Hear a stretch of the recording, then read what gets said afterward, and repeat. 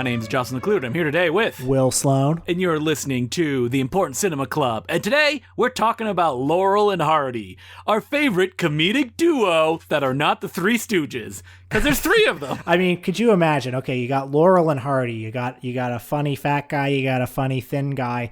But then imagine you had a third guy who's not funny and really doesn't do anything. How dare you talk about Larry that way?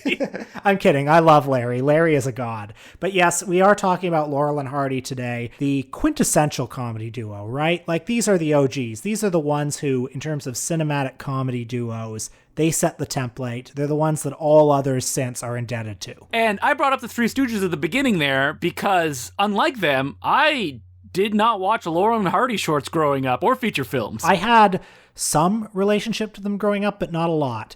When I was a kid, there were two feature films that were in the public domain that you would see on DVD racks everywhere. Every DVD rack that had public domain movies had The Flying Deuces and Utopia, also known as ATTOL K. Oh, God, their last movie. So one of the very first DVDs I ever owned was a double feature of those movies. I certainly liked The Flying Deuces, but it was very hard to find Laurel and Hardy because whoever owned the rights to most of their best films, like The Music Box or Sons of the Desert or all those classics, just wasn't doing anything with them. So throughout my whole childhood, throughout most of my teenage years, like, those movies were just not available. I mean, some of their silent films were released on DVD on a series of discs called The Lost Films of Laurel and Hardy, but the classic stuff I didn't see until much later. So I also didn't have the same kind of relationship with them growing up. What's fascinating about them is that they were very popular worldwide for a number of different reasons. I watched a documentary on their films, and they pointed out that they, early on with sound, they would record phonetically versions speaking multiple languages, and that allowed it to travel. The fact that, you know, they started in the silence, they were very physical, and they were very iconic as actors. When you think of Laurel and Hardy, even if you're not that familiar with their movies, you know exactly what they look like. It's the big guy, and it's the skinny guy. That image is so iconic and transcendent, and again, set the template for every comedy duo or most comedy duos that followed. As for Laurel and Hardy themselves, there's something so instantly lovable about them just as screen presences. I also watched a documentary about them this week, and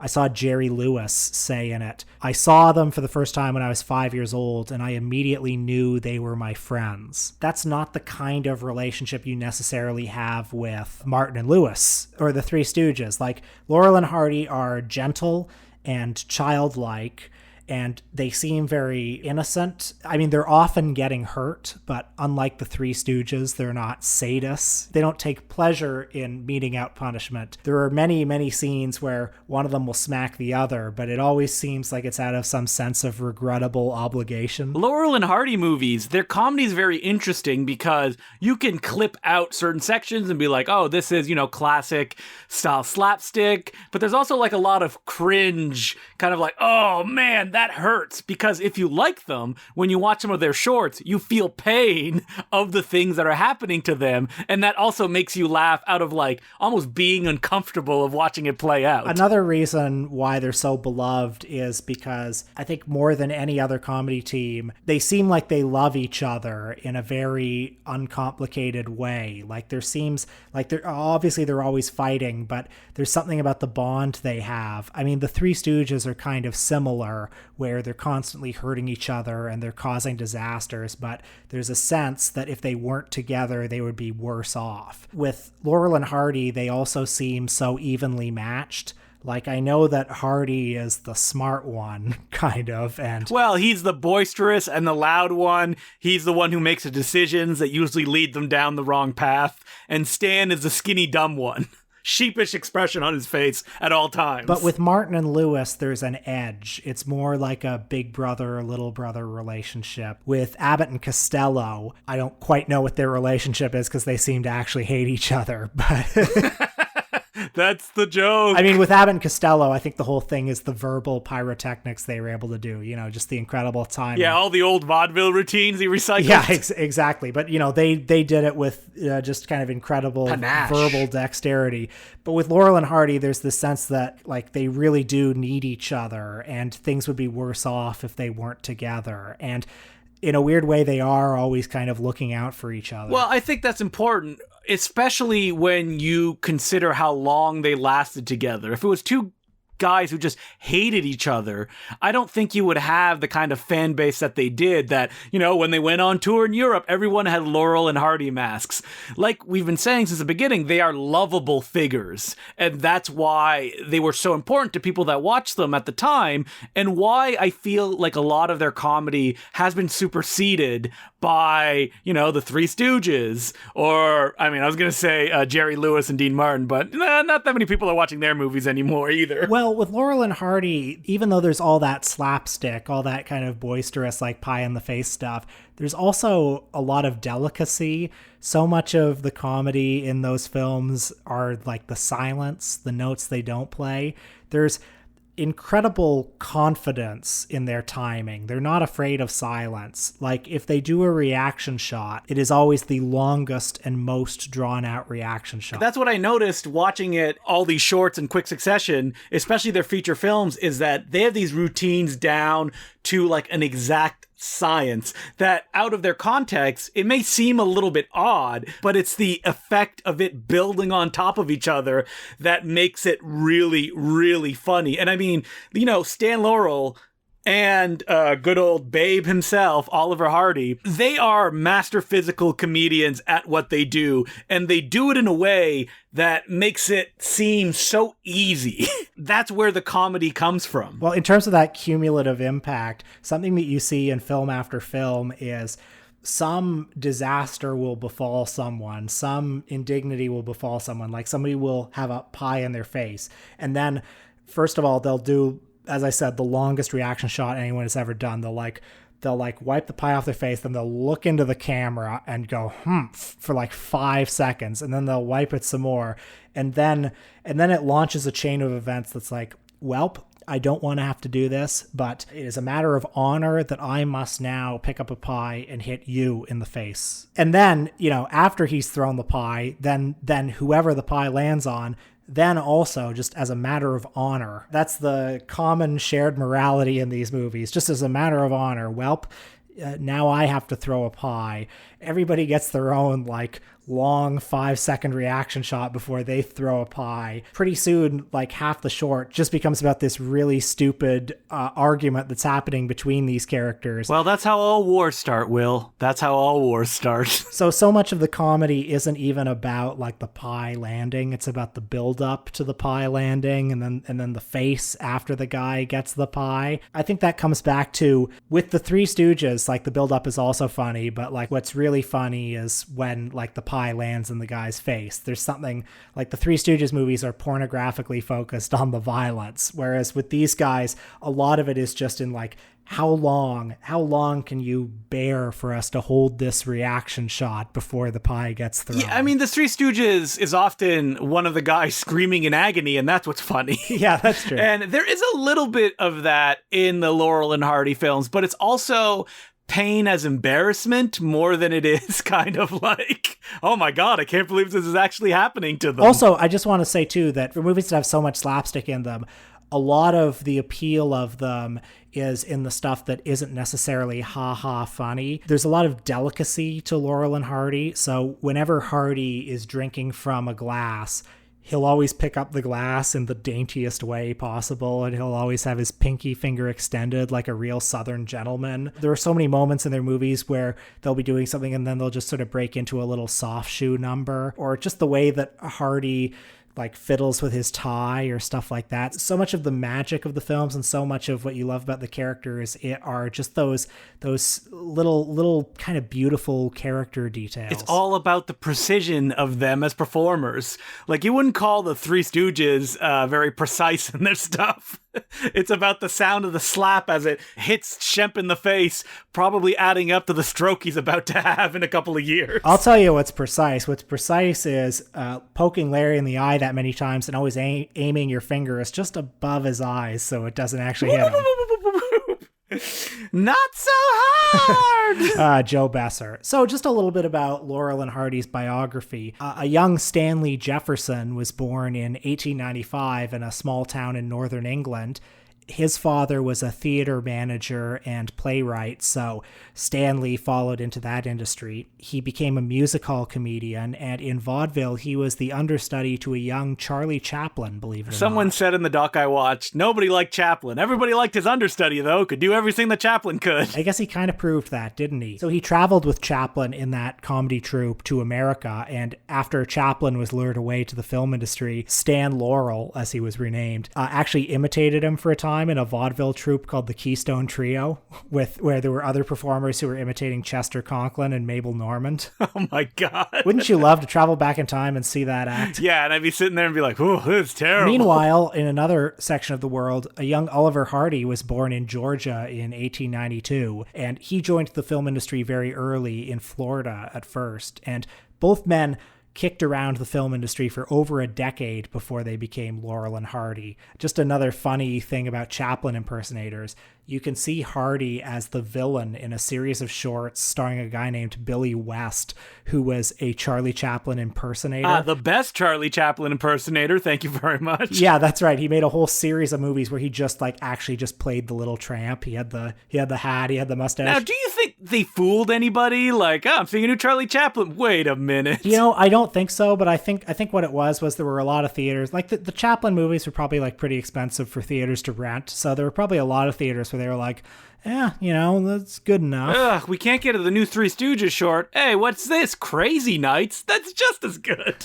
Anyone who hasn't listened to our show before is going to be like, what the heck are they talking about? Crazy Nights, folks. Look it up. One of the great films of all time. I mean, you get the ultimate Laurel and Hardy villain in it, Billy Gilbert and Shemp. That's true. Laurel and Hardy came together by chance. In 1921, they both appeared in a movie called The Lucky Dog, which was a vehicle for Stan Laurel. Stan Laurel was kind of a journeyman comedy star for about 10 years before Laurel and Hardy. He was always playing a brash, young, energetic man, sort of a Harold Lloyd type, I guess you could say. Hardy is in that movie just in a couple of scenes playing a hoodlum. So they're in that one movie in the early 20s, but then for years they don't appear together. And then in 1926, Laurel signs with the Hal Roach Studios. Oh boy. And that's the studio that would also make The Little Rascals and a bunch of other comedy shorts. You said, oh boy, is Hal Roach problematic? No, but he just didn't pay them anything. Like, they got a flat rate even when they became megastars. Oh, that's sad to hear. Well, anyway, they did have creative freedom. That's true. I mean, Stan was the creative head of the duo, while Hardy kind of just followed along and did what was asked of him. Kind of like me. Yeah, that's right. So Laurel joins Hal Roach in 1926, and one of the contract players at the Hal Roach Studios is Babe Hardy. And then in 1927, they appear together in a movie, and then they appear together in another movie for a little more screen time, and then in another movie. And then by the end of 1927, they were Laurel and Hardy. And we should point out that when we say movie, we don't necessarily mean feature films. We usually mean like 20 to 30 minute short subjects. That's right. So we watched one of their silent films this week, one of their most famous silent films called Battle of the Century. What happens in this film, Justin? Well, it starts off with Stan in the boxing ring. I don't know why he's there. It seems like a bad idea. But some shenanigans happen where he is supposed to win a match. They'll win, I think it's $100 if they win, $5 if they lose. That's a difference of $1,500. You got to see the title card to get the jokes, folks. But he does lose, and then, it feels like another short starts where Oliver Hardy takes a insurance policy out on Stan. So one of them is trying to seemingly kill the other. Yes, because if he gets in an accident, they'll make a lot of money. So they keep throwing banana peels around, hoping that Stan will trip on it. But instead, a bunch of other people trip on it. This short is most famous for is the last 10 minutes are dedicated to a gigantic pie fight. Somebody throws a pie at somebody, and then the other person throws a pie and it misses that person and hits another person. Then that person grabs a pie, throws it, hits a different person. I was laughing through the entire thing, especially when a character we've never seen before appears and he's like, I'm the mayor, you must stop this. That is so funny. And then they throw a pie at the mayor. It doesn't even matter. I mean, that's literally like a Simpsons joke. Yeah, that's amazing. It's like the ending of Penn and Teller, what is it, Die? I don't remember what they're... Get killed, Penn and Teller get Yeah, killed. where suddenly everyone is killing themselves. It's a chain reaction, but in this case, not of suicide, but of pie fighting. There are a number of good Laurel and Hardy shorts. I'm a fan of one called Liberty, which is them on a construction site, kind of like Harold Lloyd. A lot of thrill comedy in that one. But I think that these are comedians who benefited from sound, don't you? Oh, absolutely. Their voices match the kind of personas they were portraying on screen. Stan Laurel has kind of like a flat accent, and he's, talks slow, is a little bit out of it, while Hardy is loud and boisterous and trying to take control even though it's always slipping out from his fingers. Also, there's something funny about their accents where they're both doing accents that sound like guys trying to hide their accents. So Laurel comes from England, but instead he's doing this very slow and measured voice that seems like an attempt to do an American voice. And Hardy comes from the Deep South, and he has a little bit of a Southern twang in his voice, but not completely. So there's something just a little bit weird and off about the sounds of their voices. And then on top of that, again, the silence is so important in Laurel and Hardy. Even though their voices match them perfectly, they don't become verbal comedians because they have been trained in the art of, silent films, vaudeville. And so you get these kind of pauses between any of their kind of verbal jokes of just long stretches of very funny silence as something plays out, which is the core of their most famous short, The Music Box. Right. This one won the Academy Award for Best Short Film. Rightfully so. And it is about as funny as a movie gets. It is two guys trying to move a piano up a gigantic staircase. And it's that perfect joke setup, and you just see every possible variation of the joke. And what's funny about it is that every time that piano goes down the stairs, you watch it go down every step. The part that really made me laugh is, and I could literally just tell every single joke that happens in this movie, when they finally get the piano to the top of the staircase, and then the guy comes by and he says something like, guys, didn't you realize the road turns and it goes up here? Like, you didn't have to drag the piano all the way up. And they're like, he's right. And then they take the piano all the way down and put it back in their truck and drive it up. And not only is there like moments of silence, but this short is so funny because it's a piano. So every time it goes down the stairs, it's like, boom, boom, boom, boom, Yes. in this ocean of silence. And then finally, like, as if that's not enough, they finally get to the mansion. And then shenanigans continue to ensue there. Yeah, Billy Gilbert, who I previously mentioned, also shows up in this short, and he's very funny as the Margaret Dumont, but just much angrier. Like, how dare you ask me to go around? It also has that very charming scene where they do a little dance in the middle of the house. Like, in the middle of all this really raucous slapstick, the movie just kind of pauses for them to have this graceful little moment. It's beautiful stuff. And something else I like about these guys is that obviously Hardy is the fat one, but there aren't that many jokes about how fat he is. And in fact, he's constantly doing things that are just incredibly graceful and balletic, like a beautiful little soft shoe number. He's also always taking giant pratfalls in bodies of water. Yes. They love going back to that well. What else do we watch? I mean, the two of us, there's a beautiful Blu-ray set that came out just a year or two ago that has a bunch of restored Laurel and Hardy films that look like $1 million. And I think we just kind of watched a lot of those, right? Yeah, it's a Kit Parker Blu-ray. It's a 4-disc set. It has like commentary on every short. It also has a bunch of feature films. And I know that we watched Sons of the Desert, which is probably their best regarded feature film. It's like barely 60 minutes long. And I think it is so pure. It is so just uncompromising. It's also like bone simple. And also dry. I mean, desert's right there in the title, but a lot of the jokes are Laurel eats a wax apple for 10 minutes. Yes, that's right. And he just like takes a bite, makes a face, looks at the apple, kind of shrugs, takes another bite, does another face, and it just gets funnier. And then the punchline is someone going, "That's where all our wax apples have been going." So I had to really restrain myself from using the term anti-comedy on this episode because, like, they're Laurel and Hardy. Like, there are comedy. You look up comedy in the dictionary and you'll find a picture of Laurel and Hardy.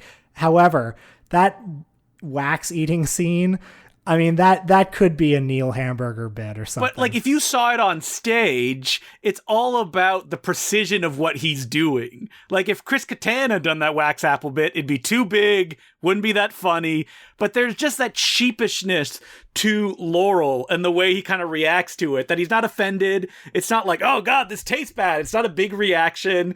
It's balletic in the way that it's presented. I mean, I posted a clip on Twitter of him like following his wife out the door, and it's just like 30 seconds of him like taking his hat off, opening the door, putting his hat down, going out, coming back in. And it's just the way that it plays out that makes it so funny. Yeah, I mean, for guys who are known for big raucous slapstick, again, so many of their films, so much of their comedy is just these like really drawn out, really delicate moments. And then when the big slapstick moments happen, they really pop. I mean, we also watched County Hospital, which, I mean, its big moment is so funny. Hardy screaming in agony as he's hoisted into the air. Yeah, I found County Hospital very moving. It's Hardy's got his leg broken, he's in a cast in the hospital, and then Laurel comes. And, you know, there's just this kind of feeling that's like, yeah, these are the only two guys for each other. They're made for each other. They will follow each other everywhere. And they are constantly causing each other pain and misery. They're constantly dropping things on each other and making each other fall out of windows. But like, there's nobody else for them. They might die if they were alone, so at least they're just getting hurt. You know, they never really attack each other in anger that much in their most famous work. No. And I think that makes a big difference. Like, Hardy often gets smashed in the head with vases by other characters, but not usually from Laurel. When it happens, it'll always be a big build-up to it. It'll be like Hardy will, again, do that huge, drawn-out reaction shot, and then he'll, like, roll up his sleeve, and he'll huff and he'll puff and he'll get into position, and then he'll slap him as if it's like, welp, I have to do this. I have to mete out this punishment. You know I have to do it. I take no pleasure. He doesn't enjoy it either. Exactly. So, of course, this is the Important Cinema Club, so we did watch their last movie, ATTOL K. Yeah, so, I mean, I've seen this movie before. There's a beautiful Blu-ray that BFI put out that's a restoration of the complete 98-minute cut, but instead, at Justin's suggestion, I revisited this movie on a fan edit that's on YouTube. Yeah, so they cut out any scenes that didn't really feature Laurel and Hardy. They removed narration from the film, and they also put a new musical soundtrack under most of it. I should say, though, the reason that, you know, they got to ATTOL K, which was a mostly French production, is that they left Hal Roach in 1939 because they were being paid garbage, a flat rate, and they ended up working for MGM and Fox, where they were treated like garbage, and Stan couldn't write the material. They were just given scripts and inserted into them, and yeah, it doesn't really work. I mean, they're, you know, solid performers, but they don't own the screen like they do in their short work or their early feature films. Also, those 1940s movies are so conventional. You look at a movie like Sons of the Desert, and it is so uncompromising. Sons of the Desert is a movie about two guys who want to go to this big convention for their fraternal organization, but their wives don't want them to go, so they have to make up an excuse and pretend they're going somewhere else, and then they come back and they have to hide the fact that they went to this thing they weren't supposed to go to. That's it. It's just so simple, yeah. Like, there's no love interest that, you know, follows the wacky guys or anything like that, because you don't need it. And there's no attempt to make them, quote-unquote, sympathetic, you know? Mm-hmm. They're dumbbells who are doing something they shouldn't be doing. And you kind of root for them, but you also know that they deserve their punishment. Because it's so pure, so you kind of want to see them get punished as well. That's why it works as well as it does. And then there are a million shorts. I just watched one called Birthmarks, where half the short is them on a train trying to sleep in the same bed. And they're constantly just ruffling around, trying to manipulate their bodies such that they can both sleep in the bed. And that's half the short. So good. But now we're talking about their last movie, which came about because after kind of terrible period where they were acting in a bunch of studio comedies, they went on tour, they were very popular, they did their stage show, and what ended up happening is that an international production said, hey, come on down. I mean, the main thing you need to know about ATTOL K is both of them were in very poor health. Oh boy, they look terrible in the movie. Stan Laurel looks like a skeleton, just incredibly skinny and old, and Oliver Hardy looks like, well, the opposite of a skeleton. He looks obese, frankly. The two of them look like they're having a tough time. But then, just on top of that, the production values are just really bad. It took 12 months to shoot ATTOL K. There's like 4 directors that worked on it. So, yeah, on this viewing, we watched it on this 30 minutes shorter fan edit that some fan had made, changing the music, trying to make it look more like a Hal Roach movie. And I think the fan edit is, like, they did a good job on it. It looks very convincing, and it's probably better, frankly, than the actual released version. I mean, they're doing a lot of funny bits in it. Like, there's a lot of stuff, like, compare this to the last Abbott and Costello film that we watched. Definitely better than that, but, I mean, there's still something that's off. I mean, some of the bits are kind of good, but also they're just filmed in such a cheap-looking way. The production is off. Like, you're looking at 2 old men outside, shot by a guy who doesn't know how to shoot them. It has a bit of that feel of the cartoons the Three Stooges were making in the 60s. Hey, it's better than the Three Stooges live-action cartoon bumpers with curly Joe Dorita. It is better, but it's still pretty hard to watch. Nevertheless, I did feel some affection for ATTOL K because, yeah, they are, even in their beleaguered and very ill state, they are still like crackerjack performers. They still know how to deliver. They still know how to do those characters. And yeah, I mean, again, the movie's also too big. Like, it turns into kind of like a duck soup thing at the end. And you're like, no, not Laurel and Hardy. This isn't their kind of movie. And still, even in the fan edit, too many characters. Oh, way too many characters. Yeah, I think they're just like international performers that had to appear in the film. So, you know, it wasn't as bad as I expected. I found it pleasant. And it was nice hanging out with them one last time, even though, boy, they did not look in good health. So yeah, that was their final film. And after that, they did a mostly successful tour of Europe, which was chronicled in the recent fictional film Stan and Ollie with Steve Coogan and John C. Reilly. Fun movie. Yeah, I liked it very much. But, you know, they were old, and there were other comedy teams, and that's just what happens. You know, you get old, but we still have the memories. Do people still watch Laurel and Hardy shorts? Probably not as much as they should, and I think a lot of that just has to do with the fact that they haven't really been that available. Mm-hmm. But, you know, go to YouTube and you'll see thousands of comments of people being like, this is what comedy used to be. And you know what? They're right. They're right. Yeah. So, as per usual, you can send us letters at importantcinemaclubpodcast@gmail.com. Well, that was another fine mess you got me into, Justin. Hey-oh! Okay, do the Laurel and Hardy music. There we go. Wait. For the rest of the podcast, I'll do just that generic Hal Roach music that's constantly playing underneath. Oh, yeah, you do a bit, and I'll just layer it under the rest of the show.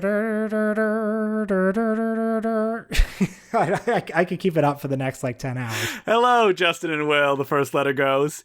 I remember an episode where you rightfully poked fun at screenwriting books like Save the Cat. Recently, I've been interested in reading more perspectives on screenwriting, but so many books on the subject are how-to manuals on constructing something familiar and palatable. Are there any worthwhile books related to screenwriting that value any sort of experimentation? Love the show. It's my favorite film podcast, Ferris. We've recorded so many podcasts over the years. We're constantly shooting our mouths off on these podcasts. There is part of me that would definitely stand by making fun of those screenwriting books like Robert McKee, that kind of thing.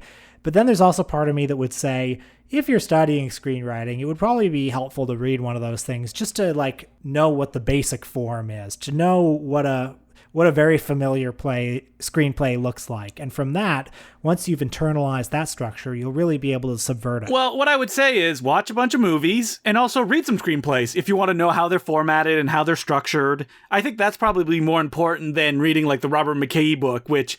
Here's the thing. If you're writing a book about how to do something, you better have done that thing. And Robert McKee never wrote any screenplays. Yeah, sad but true. So it's what are you doing? That's the thing I never understood about those kind of books. So thank you very much for that letter. Our next one goes, guys, Not even a hey guys. I started listening to your podcast around your 250th show, and I thought I would write. I enjoy listening to the two of you enthusiastically talk about movies. There are times I disagree with your critical takes. Well, let's be honest, we're never wrong, right, Will? I've never been wrong. Thanks to you, I have explored films and directors to a degree I may not have otherwise considered. From Abel Ferrara to Johnny To and Ringo Lam to Edgar Ulmer, and committing to watching a second Apichatpong movie.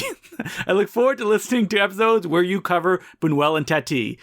He mentions that he skips around a lot, so it's in there. I think we did both Buñuel and Tati, didn't we? We did. Now, I'm reading this letter because it's very funny, because he asked something that I would have never guessed would have been requested as much as it is. Can you take a guess, Will? I don't know. While looking around on Letterboxd, I came across a reference to Jean Rollin, and that sounds like a director you would probably talk about, but might not have yet.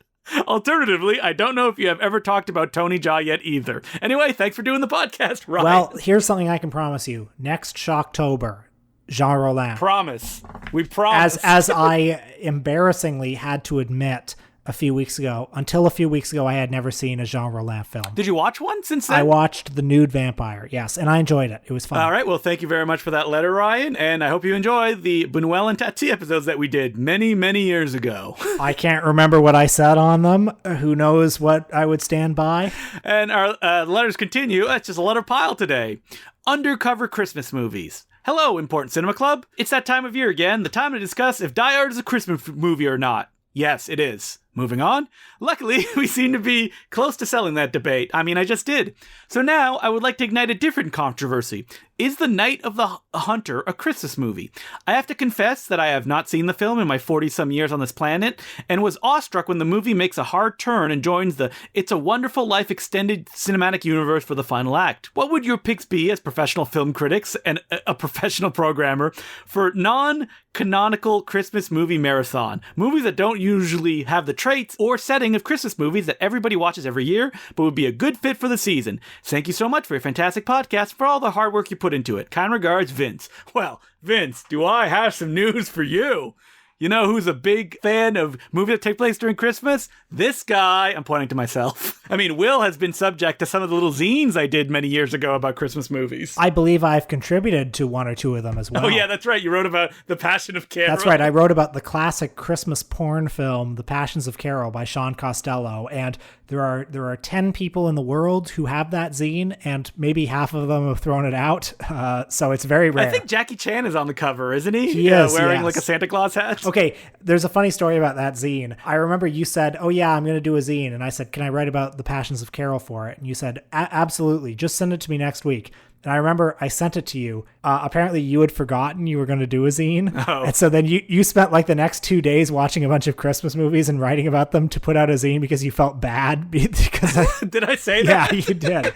So Yeah, because I was like, just 10 people are going to read this. It's not worth it. I like those zines. It's the ones that it was one piece of paper folded in a way that it made a little booklet so I didn't have to staple it. Yeah, no, they were great. They're wonderful collector's items. And who knows, maybe we'll revive one of them one day. It'd be really easy to throw in like a package of something that we sell, available at goldninjavideo.com. And as far as Night of the Hunter being a Christmas movie, now this is just a rule that I go with. If the film is not completely set during Christmas, I don't consider it a Christmas movie. I think that's a fair and reasonable rule, but the letter writer has asked for us to select some non-canonical or unlikely Christmas movies. So I am going to pick 1976's Bruce Lee Fights Back from the Grave. For those who don't know it, it is a Korean martial arts film. I think the original title was something like The Stranger from Korea, and American distributor Aquarius Releasing bought it, and they added a 30-second scene at the beginning of the movie where Bruce Lee pops up from his grave, and the rest of the movie just continues as normal. And so they were able to market it under the title Bruce Lee Fights Back from the Grave. But what's really important for our purposes is that halfway through the movie, the leading man, Jun Chong, accidentally stumbles upon a Christmas parade on Hollywood Boulevard, and he just stands there for about 5 minutes watching it. It's clearly in the movie because they wanted to pad the movie with whatever they could pad it with, just to get to that 90-minute length. So you sit there with him watching a Christmas parade for 5 minutes. And therefore, that movie is my pick. Oh, that's a great pick. And, Christmas could be happening during that entire time. You don't know. I mean, why not? So I literally just wrote Holiday Movie Mind Melter 2020 into Letterboxd to see the list of movies that I did last year. Teenage Mutant Ninja Turtles, We Wish You a Turtle Christmas. The scariest thing you will watch this holiday season. And Rocky IV, great Christmas movie. How about Alpha's Magical Christmas, the direct-to-video Power Rangers special? Great. You also have Don Johnson's Dead Bang, Gary Daniels' Riot, the Shion Sono kids film, Love and Peace. There's also a French film that I showed that unfortunately I wanted to recommend it in a video I was doing, but it seems to be completely unavailable anywhere. No one has put it out on DVD. It's called Paris Pickup from 1962. If you can get your hands on it, it is amazing. It's like on Christmas night, an ex-convict gets out of jail, meets a beautiful married woman, but then a dead body shows up. And it's great. There's an amazing twist in the movie as well, so would highly recommend checking that out. So again, thanks for all the letters. You can send us letters at importantcinemaclubpodcast@gmail.com. What are we doing on our Patreon this week, Well, Will? speaking of Bruce Lee, we watched the most famous film starring his son, 1994's The Crow. But more importantly, Justin marathoned all 4 The Crow movies. That's right, there were 3 sequels to The Crow. Bet you didn't know that. Hey, we didn't even talk about the fact that they've been trying to do a remake for 2 decades. They just can't get it off the ground for some baffling reason. Well, you can hear about things that are not that on our Patreon episode. You can hear, did you know that the final Crow film, The Crow Wicked Prayer from 2005, stars Edward Furlong as the Crow? I mean, don't you want to hear me talk about that? Of course you do. So become a Patreon subscriber at patreon.com/theimportantcinemaclub. So until then, my name's Justin Glue. I'm Will Sloan. Thanks for listening.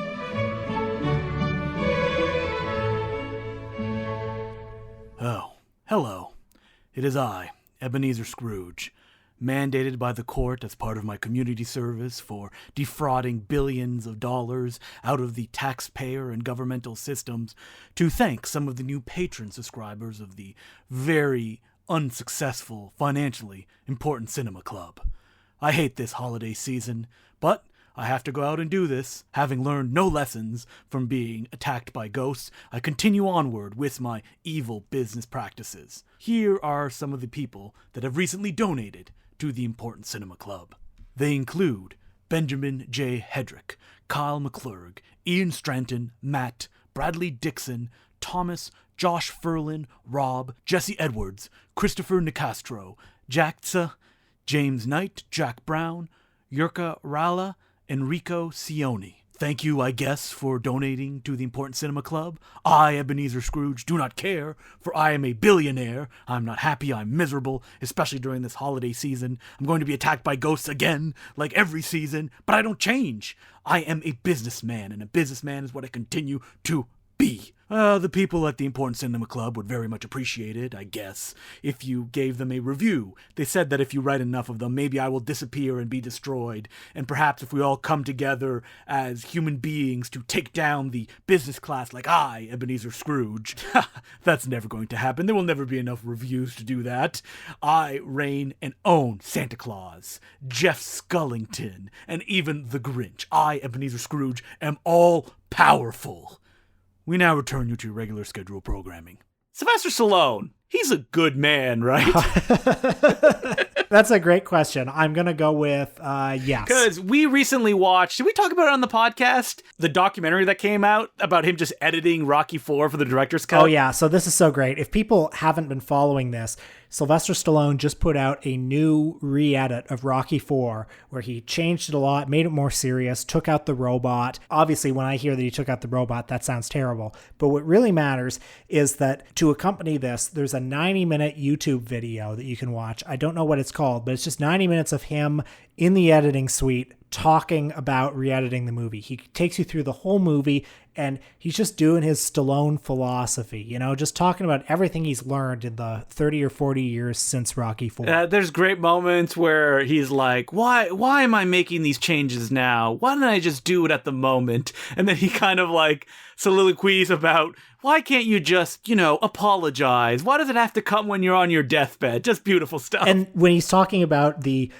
Dolph Lundgren Apollo Creed fight at the start of the movie, he talks a lot about how, I just killed off Apollo Creed so flippantly. In the new cut, I have him put up more of a fight because I didn't appreciate at the time how enormous this would have been. This would have been like the death of Ali, and I didn't respect that at the time. And that's the wisdom that age gives you. He does say something that I hear every director who, is a little bit older than when they were making their hits says, which is, I'm a much better director than I was back then. And oftentimes I'm like, I don't know if that's the case, but okay. Well, I think it's too bad that he doesn't get to direct anymore. I mean, me and you have talked about this endlessly. I don't understand if he wants to direct why he doesn't just do it. I'm sure he has the money. I'm sure somebody would pay for a film by him, right? I mean, the thing about Stallone is it's clear he has very thin skin.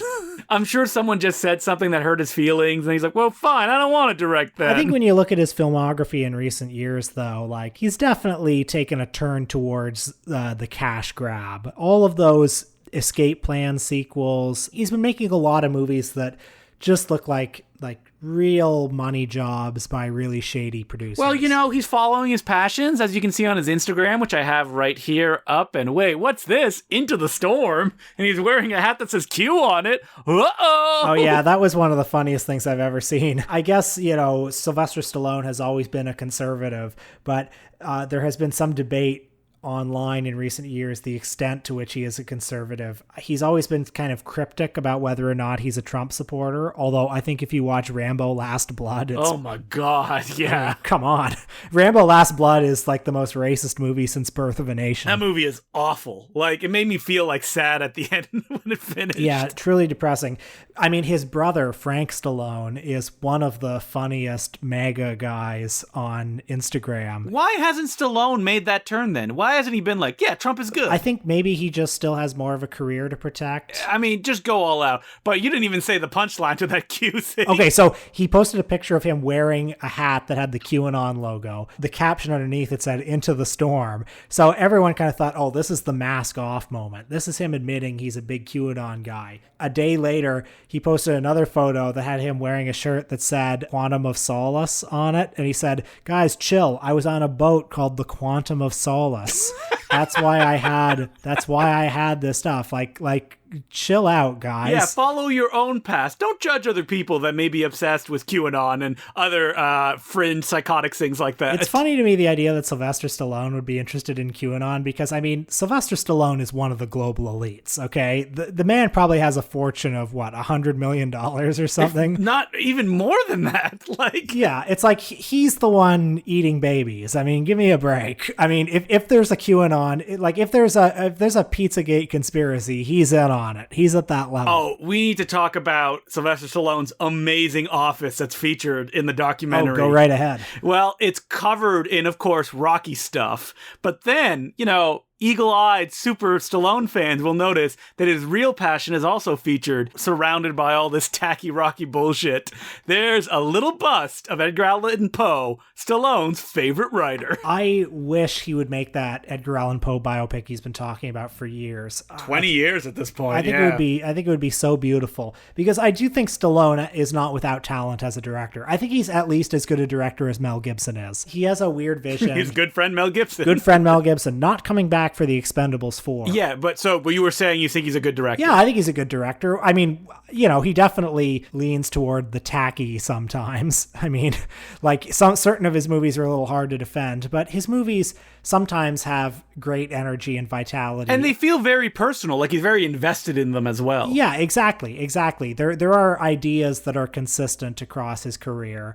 And he's an entertainer, he knows how to put on a show. So The Expendables 4, a movie that I did not know existed until a couple days ago. That's how uninterested I am in this kind of stuff coming out. So first of all, I go, all right, who's directing?